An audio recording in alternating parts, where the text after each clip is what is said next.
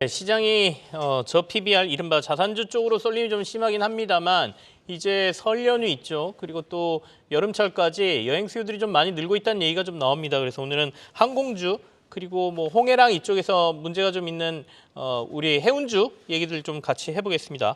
양지환 대신증권연구원 이 자리에 나와 있습니다. 어서 오십시오. 안녕하십니까. 먼저 항공주 얘기부터 좀 해야 되는데 어떻습니까? 최근에 실적이 좀 좋아진다고들 하는데 어떻게 보고 계세요? 네, 4분기 실적을 보면 일단 LCC인 진에어만 실적을 매출액 및 손익변동 공시를 통해서 했는데요. 네. 시장에서 기대했던 것보다 2배 이상 잘 나왔습니다.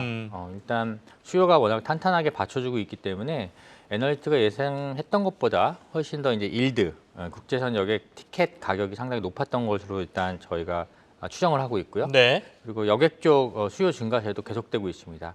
대한항공 같은 경우는 4분기 실적이 인건비가 많이 늘어나면서 시장 기대를 큰 폭으로 하회했는데 뭐 일회성 인건비 때문에 실적이 기대를 하회한 거지 네. 지금 뭐 1분기 실적에 대한 기대감은 상당히 높다고 좀 볼 수 있습니다. 그래서 올해 1분기까지 항공주 흐름은 나쁘지 않을 것으로 전망하고 있습니다. 일시적인 인건비라는 게 어떤 요소가 있을까요? 저희가 인건비라 그러면 고정적으로 나가는 거 아닌가요? 네.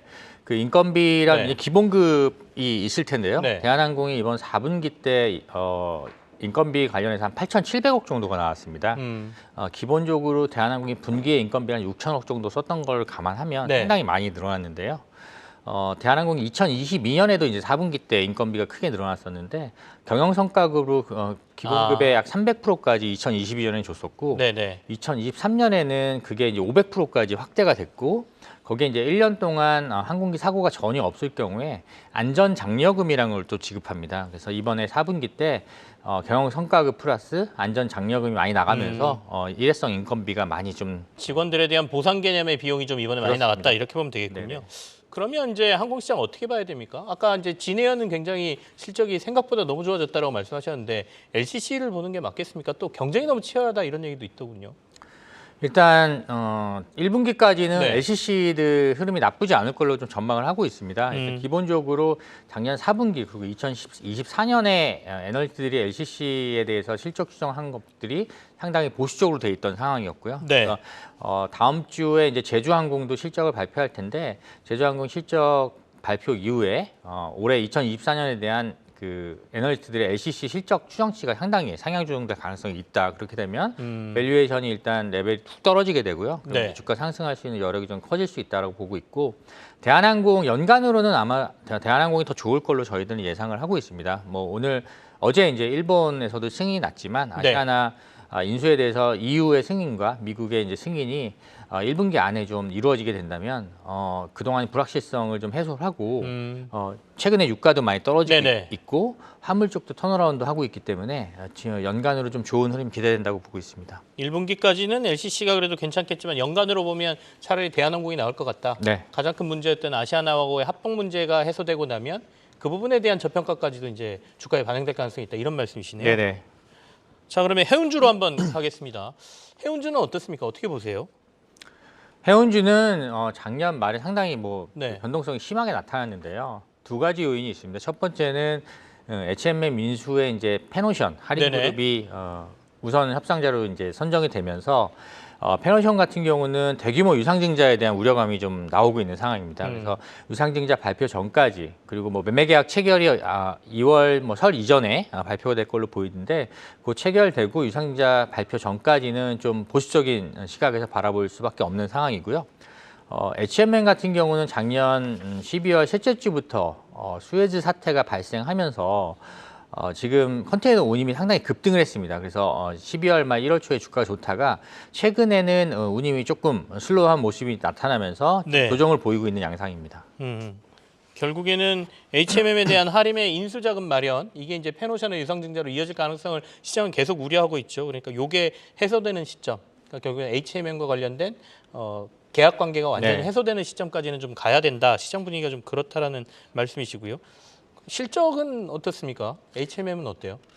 H&M은 뭐 4분기 실적은 3분기 네. 대비 소폭 좀 저조할 걸로 좀 예상이 되지만 크게 뭐 많이 나빠지지는 않았을 걸로 저희들이 보고 있고요. 다만 이제 1분기가 이제 관건입니다. 네. 지금 12월 중순 대비 유럽 쪽 항로의 운임이 한 5배 정도 지금 급등한 상황이고요. 네. 미주 항로의 운임도 2배 이상 올라왔습니다. 그래서 작년 4분기까지는 뭐 낮아진 그 운임이 실적에 반영되었지만 올해 1분기에는 이렇게 이제 올라온 운임들이 얼만큼 유지가 되느냐, 그리고 스팟 레이트하고 또 고정계약 운임하고는 좀 차이가 있습니다. 그래서 그런 부분들이 어떻게 조정되느냐에 따라서 1분기 실적이 상당히 좀 개선될 가능성이 좀 높다고 보고 있습니다. 당장은 이제 운임이 많이 올랐으니까 이 부분이 이제 실적 개선으로 이어질 거다라는 말씀이신데, 말씀하신 것처럼 이제 이 운임비의 상승이 계속 이어질 것이냐의 전망 부분이잖아요. 네. 우리 연구원님께서는 어떻게 보십니까? 얼마 전에 이제 컨테이너선 운임은 오르는 건 맞는데 올해 전체적으로 컨테이너들이 공급이 많아서 이걸 계속 오를 거다라고 보기 힘들다라는 의견도 제가 들은 바가 있거든요. 네. 저희도 이제 그렇게 보고 네네. 있는데요. 저희가 이제 SCFI라는 컨테이너 운임 지수로 말씀을 드리면 네네. 3분기 평균이 한 990이 조금 안 되는 상황이었고 4분기가 이제 1000포인트 정도 순이었습니다. 네네. 근데 지금 1월 달 SCFI는 2000 정도로 4분기 대비 2배 정도 올라왔습니다. 저희가 1분기, 2분기, 3분기, 4분기로 갈수록 운임이 서서히 좀 빠질 거라고 좀 예상은 하고 있습니다. 왜냐하면 올해 컨테이너 공급은 약 290만 TEU 정도가 신조선이 인도될 걸로 좀 보이거든요. 그러면 작년 말 기준으로 컨테이너 선봉량이 총 한 2,900만 T 정도 되기 때문에 전체적으로 한 10% 가까운 새로운 배들이 이제 들어온다고 보시면 될 것 같습니다. 근데 다만 이제 홍해 사태로 인해서 아시아에서 유럽이나 네네. 아시아에서 그 지중해로 가는 컨테이너선들이 지금 아프리카 희망봉 쪽으로 돌아가게 됩니다. 네네. 그렇게 되면 일단 공급이 기존에는 12척이 필요하던 것들이 16척, 적게는 15척, 많게는 16척까지 이제 늘어나게 됩니다. 그러면 더 오래 걸려서 이렇게 돌고 있으니까 보내야 될 건 또 새로운 선박이 필요하다, 그렇죠. 이런 그러니까 말씀이시죠? 라운드 트립 기준으로 봤을 때 아시아 유럽 노선이 보통 12주가 걸리는데요. 네. 그게 이제 16주로 이제 희망봉으로 가게 되면? 그렇죠. 네. 늘어나게 되기 때문에 주간 단위로 정기선을 서비스하는 컨테이너 선사 입장에서는 배를 4척을 더 넣을 수밖에 없는 겁니다. 그래서 이게 최근에 이제 공급을 상당히 좀 그 흡수하는 효과가 나타나서 네. 12월 중순부터 지금 뭐 1월 말까지 계속 운임이 좀 올라온 상태고요. 네네.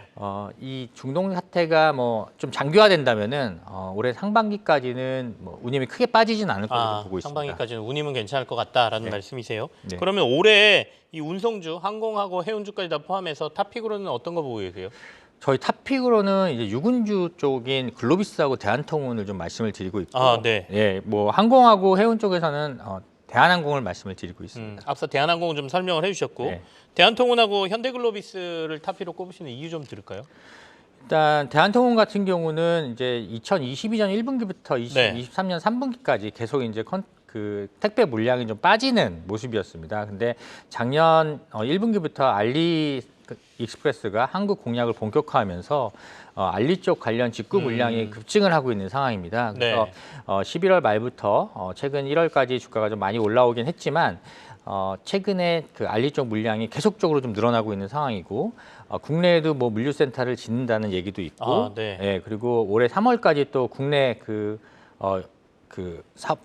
인터넷 네. 판매업자들한테 수수료를 또 제로로 하는 정책을 좀 피면서 물량이 늘어나는 효과는 좀 계속될 수 있다라고 좀 보고 있습니다. 그리고 글로비스 같은 경우는 작년에 이제 PCC 쪽에 운임이 급등했지만 선봉량 부족으로 단기 수익성 높은 카고를 많이 흡수를 못했었는데요. 네. 올해 선봉량이 많이 늘어나고 그다음에 캡티브 고객사가 운임 인상에 좀 나서줄 걸로 좀 보기 때문에 수익성이 개선될 걸로 전망하고 있습니다. 네. 현대글로비스는 현대차와 관련된 매출 비중도 많이 줄고 이제 다변화됐다라는 얘기를 제가 얼마 전 기사에서 봤는데, 이번 올해 전체적으로 운송주 탑픽으로 CJ 대한통운, 현대글로비스까지 저희가 살펴봤습니다. 양지환 대신증권연구원과 함께했습니다. 감사합니다. 감사합니다.